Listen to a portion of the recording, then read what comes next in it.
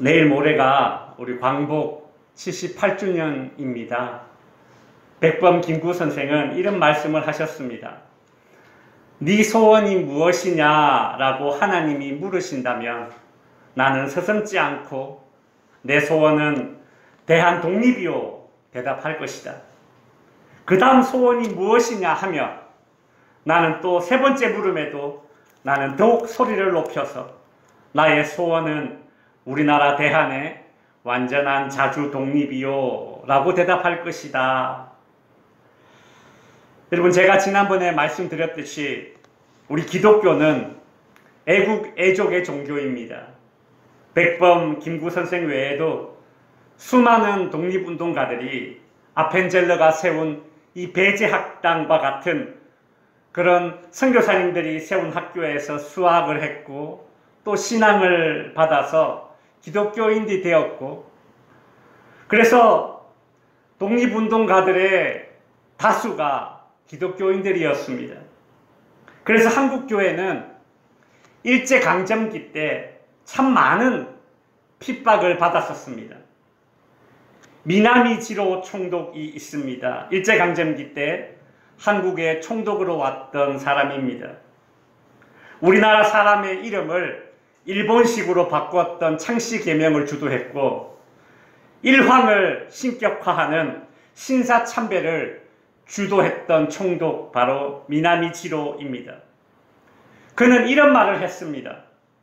한국에 10만 명의 기독교인들을 조심하라. 그들이 바로 항일 투쟁가들이다. 이 미나미지로가 자주 했던 말입니다.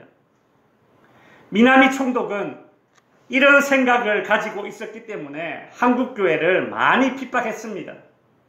미나미지로 총독이 1936년부터 1942년까지 한국의 총독으로 있었는데, 그때 했던 기독교 탄압 가운데 한 가지가 뭐냐 하면 바로 일개면 일개교회 정책이라는 것입니다.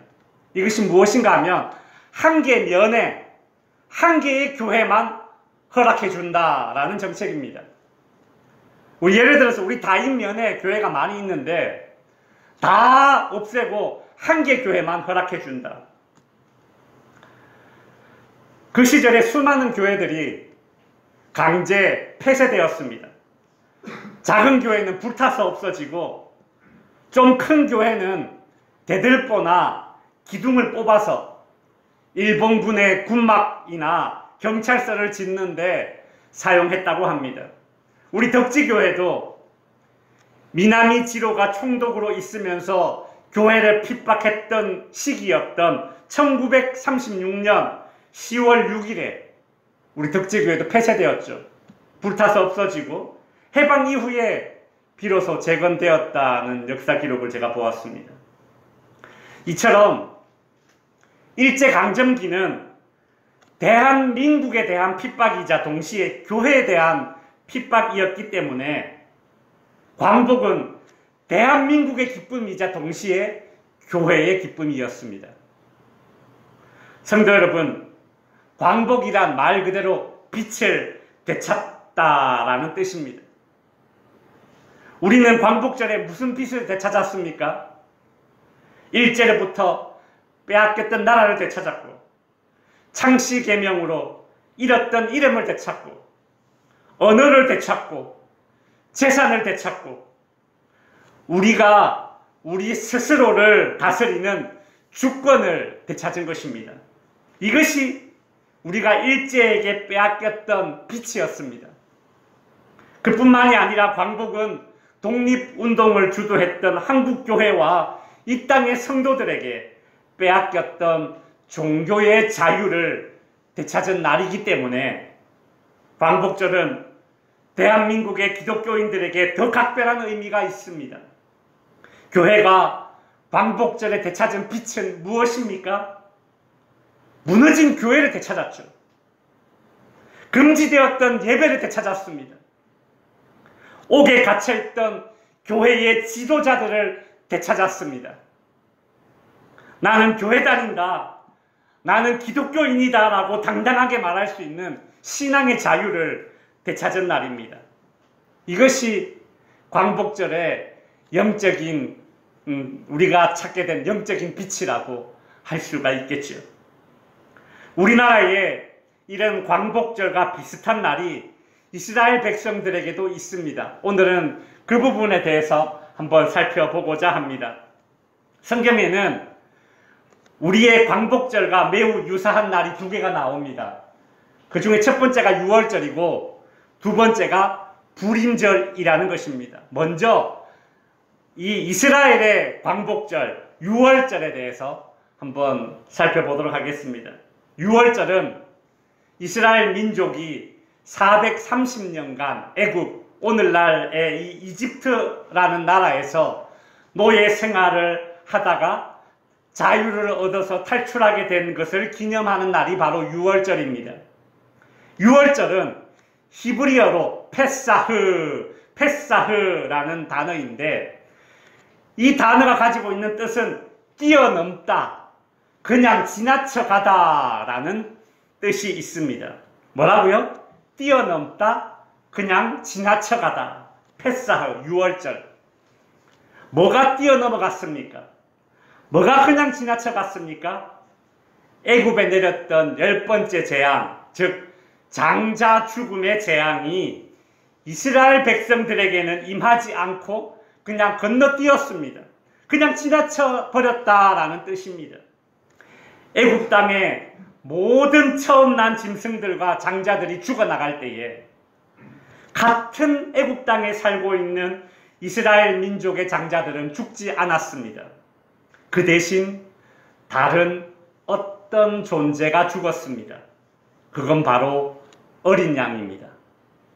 하나님은 이스라엘 백성들에게 애굽의 10번째 재앙을 예고하시면서 살 수 있는 방도를 알려주셨습니다. 그림을 보시면 어린 양을 잡아서 그 어린 양의 피를 문 사방 좌우에 문설주와 문지방에 그 피를 칠하는 것입니다. 그리고 그 집 안에 머물면서 그 어린 양의 고기를 먹어라. 이것이 하나님이 알려주신 재앙을 피하는 방도였습니다. 그러면 10번째 재앙이, 그 죽음의 재앙이 너희에게는 임하지 않을 것이다. 너희를 뛰어넘어갈 것이다. 그냥 지나쳐버릴 것이다. 이것이 유월절입니다. 애굽의 모든 장자들이 죽어나갈 때에 이스라엘 민족의 장자들은 죽지 않았습니다. 왜요? 어린 양이 대신 죽었기 때문입니다. 그래서 유월절, 이 이스라엘 백성들을 대신해서 죽은 이 어린 양을 신약에서는 모든 인류를 대신해서 죽으신 예수님을 상징하는 것입니다. 세례 요한은 예수님을 만나자마자 이렇게 말했습니다. 요한복음 1장 35절 36절에 세례 요한이 그의 두 제자와 함께 서 있다가 예수님이 지나가시는 것을 보고 보라! 하나님의 어린 양이시다 라고 외쳤습니다. 애굽에 10번째 재앙이 내려서 애굽의 모든 장자들이 죽고 애굽 제국은 망했지만 애굽 땅에 살고 있던 이스라엘 민족의 장자들은 죽지 않고 이스라엘 민족은 해방되어 자유를 찾았습니다. 광복, 빛을 찾은 것입니다. 이젠 더 이상 애굽인들을 위해서 강제노역하지 않아도 됩니다. 이젠 더 이상 애굽의 군사들에게 남자 아기를 빼앗겨서 나일강에 악어밥으로 던져지는 그런 잔인한 사형 집행을 당하지 않아도 됩니다.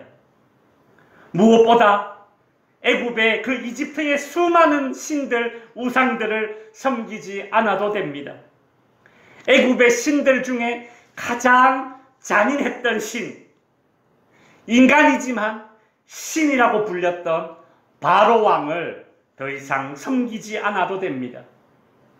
이젠 이스라엘 민족들에게도 광복, 빛이 찾아온 것입니다. 사실 이스라엘 민족들에게 빛은 이미 찾아왔었습니다. 다만 그 빛이 하나님이라는 사실을 10번째 재앙을 통해서 어린 양의 그 희생을 통해서 죽음과 사망을 면함으로써 확실히 알게 된 것입니다. 이스라엘 민족을 애굽에서 구원해내기 위해서 하나님은 모세라는 지도자를 선택했는데, 그림을 보시면 하나님이 모세를 콜링할 때에, 모세를 부르실 때에 불에 타지 않는 떨기나무 가운데 나타나셨습니다. 불이 붙었는데 타지 않는 나무. 참 신기하죠. 그래서 모세가 그것을 구경하러 갔습니다. 하나님은 그 가운데 나타나셔서 말씀하신 것이죠. 불이 붙었는데 타지 않는 나무, 이건 또 다른 의미로 빛입니다. 빛. 영원한 빛 대신 하나님이 모세를 만나 주신 것입니다. 모세는 빛 대신 하나님을 만나고 나서 과거에는 죄수의 신분으로 도망쳐서 지금 이 광야에 지내고 있었는데, 이제 빛 대신 하나님을 만나고 나서 이스라엘의 지도자로, 하나님의 사자로 그 신분이 뒤바뀌어졌습니다. 개인적으로 광복을 맞이했다고 할 수 있겠죠. 하나님께서 이스라엘 민족을 애굽에서 구원해내시기 위해서 애굽에 10가지 재앙을 내리셨습니다. 그 가운데 9번째 재앙이 흑암 재앙입니다. 애굽 전역에 흑암이 임했습니다. 애굽 사람들이 최고의 신으로 여기던 라라고 불리는 이 태양신이 죽은 것입니다. 애굽 사람들은 흑암 속에서 두려워 떨었습니다. 그런데 신기하게도 같은 애굽 땅이지만 이스라엘 민족이 살고 있던 고센 지역에만 빛이 비치고 있었습니다. 어떤 화가가 이렇게 그림을 묘사해 놓았습니다. 뒤에 보면 온 이집트가 흑암인데 이스라엘 백성들에게는 빛이 비춰지고 있죠. 애굽 사람들이 최고의 신으로 섬기는 라신, 태양신이 죽어서 빛을 잃어서 온 애굽이 흑암 가운데 빠져서 두려워하고 있는데, 그런데 지금 이스라엘에게는 빛이 비춰지고 있는 것입니다. 도대체 이스라엘 백성들에게 빛을 비추는 저 신은 누구인가? 태양신 라가 아니라 여호와 하나님이 빛이시다라는 것을 깨닫게 된 것입니다. 하나님은 이스라엘 백성들에게 빛으로 찾아오신 것입니다. 태양신 라가 아니라 하나님이 빛이심을 이스라엘 백성들에게 알려주신 것입니다.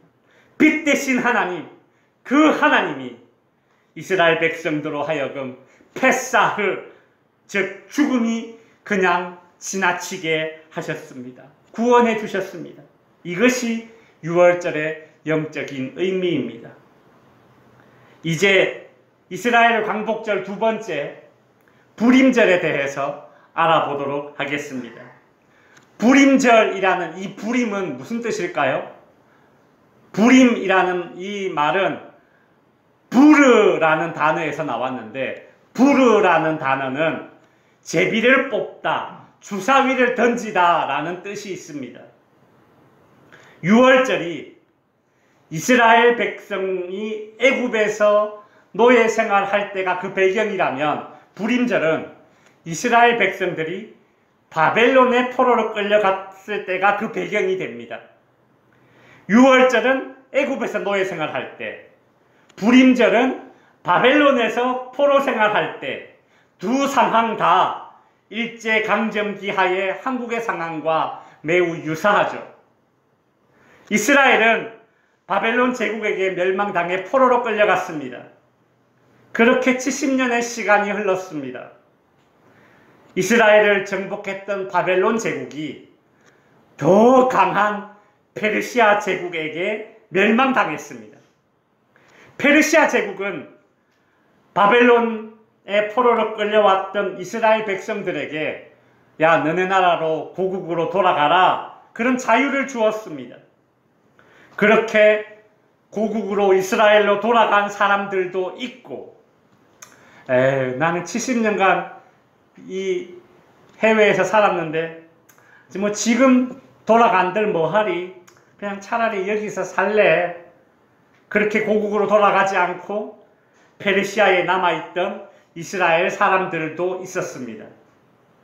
페르시아 제국은 마치 오늘날 미국처럼 온갖 인종들이 섞여 사는 그런 나라였습니다. 문제는 여러 민족, 다양한 인종이 모여서 이루어진 나라이다 보니까 그 왕 아래에 있는 신하들도 여러 민족들이 있을 것 아닙니까? 그래서 서로 더 큰 힘과 권력을 차지하기 위해서 자기네들끼리 경쟁하고 암투하는 그런 정치적인 상황이었습니다.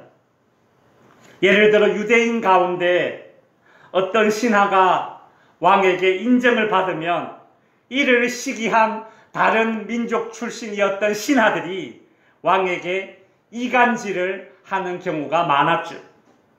페르시아에 아하수에로라는 왕이 다스릴 때에 아말렉 족속 출신인 이 하만이라는 신하가 권력을 잡고 있었습니다.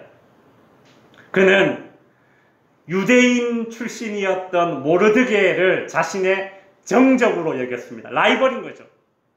그래서 항상 경계를 하고 있었습니다. 그런데 유대인이었던 한 여인이 왕비로 발탁되었습니다. 그러자 이 아말렉 족속 출신이었던 하만은 더 이상 안 되겠다. 저 유대인 세력들이 이 페르시아에서 너무 강성해진다. 저 유대인 세력들을 말살시켜야겠다. 이런 계략을 꾸미게 됩니다. 하만은 왕에게 은 1만 달란트, 엄청난 액수의 이 양을 왕에게 뇌물로 바칩니다. 은 1만 달란트가 오늘날 금액으로 환산해보면 대략 3,400억입니다. 이 엄청난 돈을 왕에게 뇌물로 바친 것입니다. 그러면서 이런 말을 했습니다. 왕이시여, 유대인들이 페르시아 제국의 체제를 무너뜨리려고 하고 왕에게 반역을 일으키려고 하니 그 민족을 제거해야 합니다. 이런 거짓말을 했습니다. 그러자 왕은 그 하만에게 유대인들을 말살할 수 있는 권한을 주었습니다. 하만은 그 권한을 왕에게 받고 나서 자, 그렇다면 언제 이 유대인들을 죽일까? 제비를 뽑아서 날을 정하자. 그렇게 날을 정했는데 그날이 2월 24일, 25일이었습니다. 이제 얼마 있지 않아 2월 24일, 25일이 되면 페르시아 전역에 남아있는 이스라엘 백성들이 다 핍박을 받고 죽게 될 것입니다. 그런데 하나님께서 이 페르시아의 아하수에로 왕에게 자신의 충직한 신하였던 모르드게와 그 왕비였던 에스더를 너무 아끼고 사랑하는 마음을 주셨습니다. 그리고 아말렉 민족이었던 이 하만이 거짓 보고를 하여서 경쟁 상대였던 유대 민족을 말살하고 자신이 실권을 차지하려는 계략을 꾸몄다라는 것을 알게 되죠.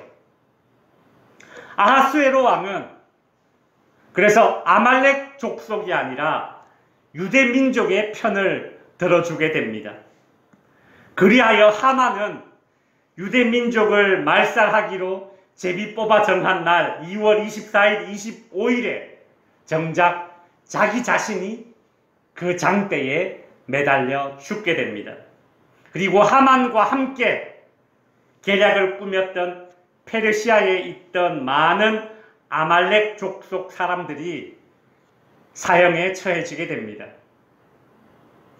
하만과 아말렉 민족이 모르드게와 에스더와 이스라엘 백성들을 죽이려고 잡은 날짜인 2월 24일, 25일에 정작 자기 자신들이 죽은 것입니다. 그래서 그날 유대인들이 자기들이 살아남은 날을 기념하기 위해서 이제 불임절이라는 그 날짜를 명절로 지키게 된 것이죠. 여러분, 이런 불임절이 한국의 광복절과 무슨 연관이 있을까? 이와 비슷한 일들이 우리나라에도 있었습니다. 2차 세계대전에서 일본이 원자폭탄을 맞고 패망하게 되자 우리 조선 땅은 1945년 8월 15일 해방을 맞이하였고 일본군은 도망치듯 떠나게 됩니다. 그때 버려진 일본군 막사와 그리고 일본 경찰 지서에서 발견된 공문들 가운데 이런 내용이 여러 발견되었습니다. 당시 일본 정부는 조선의 목사 장로들 때문에 조선 식민지 통치가 잘 되지 않는다고 판단하였습니다. 미나미 총독은 조선에는 죽음을 두려워하지 않는 40만 명의 사람들이 있는데 그중 대부분이 예수교도들이다 라고 그렇게 보고를 하였습니다. 그리하여 일본은 1945년 8월경에 조선인 기독교인 지도자들을 살해할 계획을 세우게 됩니다. 경상남도 함안에 있던 일본 경찰 지서에서 발견된 한 문서에는 1945년 8월 17일 0시를 기해서 경남 지역에 독립운동에 앞장섰던 기독교인 2,500여 명과 일반인 1,500여 명을 암살하려는 계획이 기록되어져 있었다고 합니다. 여러분, 경남에서만 4만 명입니다. 그러니 그 당시 이제 남북으로 갈라지기 전인데 이 얼마나 많은 기독교인들이 죽을 위기에 처해진 것입니까? 이 당시에 한국에 선교사로 들어와 있던 분들 가운데 미국의 정보원 역할을 했던 분들이 여러 계십니다. 뭐 이름만 되면 알고 있는 그런 선교사님들이 선교를 하면서 그 미국의 정보원의 역할을 한 것이죠. 우리가 잘 알고 있는 마포 3열 세뮤얼 마펫 선교사님 같은 분들이 대표적인 예입니다. 이런 분들이 미국 정부에 보고를 했는데 그 보고서에 이런 내용들이 있습니다. 미국이 필리핀에서 일본군을 몰아내자 일본군들은 걱정에 쌓여있다. 미국이 만일 한국에 상륙하면 한국에 있던 미국인 선교사들과 한국 기독교인들이 미국을 도와서 한국에 있던 일본군을 공격할 것을 우려했던 일본군은 8월 중순경에 한국 기독교인 20만 명을 대대적으로 학살할 계획을 세워놨다는 그런 보고입니다. 그래서 일제는 1945년 8월 중순경에 한국의 기독교인들을 대량 학살할 계획을 세웠는데 그 날짜가 대략 8월 17일, 18일경입니다. 마치 하만이 이스라엘 백성들을 죽이려고 제비를 뽑아서 날짜를 정하듯이 일제가 한국 교회를 죽일 날짜를 그렇게 정한 것입니다. 그런데 여러분, 1945년 8월 중순이 되기 전에 8월 6일과 8월 9일에 일본에 핵폭탄이 떨어졌고 8월 15일에 일본은 무조건 항복을 하게 됩니다. 일제가 한국 교회와 성도 20만 명을 학살하려고 제비를 뽑아 정한 날 8월 중순경에 오히려 일본이 패망한 것입니다. 하만과 아말렉 족속의 그런 결과를 볼 수 있죠. 그래서 우리나라의 광복절과 이스라엘의 불임절은 매우 유사한 날이라고 할 수 있습니다. 이제 말씀을 정리하겠습니다. 오늘 설교가 좀 강의시기가 딱딱했지만 잘 따라와 주셔서 감사합니다. 이제 말씀을 맺습니다. 하나님은 이스라엘 백성들이 바벨론의 포로로 끌려가기 전에 이미 이사야 선지자를 통해서 광복, 즉 빛을 되찾게 될 것이다 라고 예언해 주셨습니다. 그 예언의 말씀이 오늘 우리가 읽었던 이사야서 9장 2절 말씀입니다. 같이 한번 읽어보겠습니다. 시작. 흑암에 행하던 백성이 큰 빛을 보고 사망의 그늘진 땅에 거주하던 자에게 빛이 비치도다. 아멘. 하나님께서 이스라엘 역사 가운데 빛을 되찾아 주셨듯이 일제 치하에 있던 우리나라 가운데 광복, 빛을 되찾아 주셨습니다. 더 나아가서 우리 구주 예수 그리스도께서 이 땅에 빛으로 오셔서 죄와 사망이라는 흑암 가운데 있는 우리 영혼에게 빛을 되찾아 주셨습니다. 우리나라 대한민국에 빛을 되찾아 주신 하나님, 우리 영혼의 빛을 되찾아 주신 하나님께 다함이 없는 감사와 충성을 드릴 수 있는 저와 여러분들이 될 수 있기를 바랍니다. 기도하겠습니다.